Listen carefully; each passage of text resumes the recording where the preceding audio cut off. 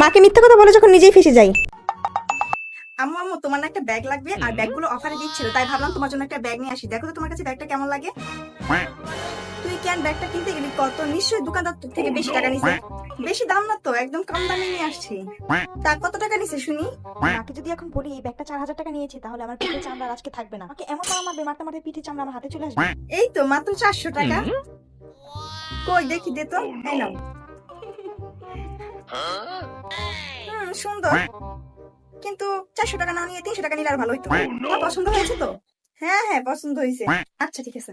কিছুক্ষণ পর যা হলো, এই রুমা, হ্যাঁ বলো, তুই তোর ওই ব্যাগটা কোন দোকান থেকে নিয়েছিলি রে? কেন বলো তো? না, তোর আন্টিকে ফোন দিয়ে ভিডিও কলে দেখাইলাম ব্যাগটা, তোর আন্টি তো বললো ব্যাগটা কিনে নাকি তুই একদম জিতে গেছিস। এই ব্যাগটাই নাকি মার্কেটে তোর আন্টি 3-4 হাজার টাকা দেখেছে, তুই মাত্র 400 টাকায় পেয়ে গেছিস। তুই নাকি একদম জম্মের জিতে দিচ্ছিস। তাই তো তোর আন্টি বললো তোকে দিয়ে যাতে আমি একটা ব্যাগ আনাই রাখি। এই ব্যাগটা তো আমি 4,000 টাকা দিয়ে কিনেছিলাম। মাকে মিথ্যা কথা বলে তো আমার ভুল হয়ে গেল। আমি এখন এত টাকা কোথায় পাবো? করবো আমি, কি করবো কিছুই তো বুঝতে পারছি না। আর এখন যদি সত্যি কথা বলে দিই, তাহলে তো মা আমাকে মারতে মারতে আমার পিঠে চামড়ায় উঠাই ফেলবে। যে করি আল্লাহ। তুই যখন আমার প্রাইভেটে যাবি তখন আমার থেকে টাকা নিয়ে যাস আর তোর আন্টির জন্য একটা এইরকমই ব্যাগ আইনা দিস, ঠিক আছে? আচ্ছা ঠিক আছে।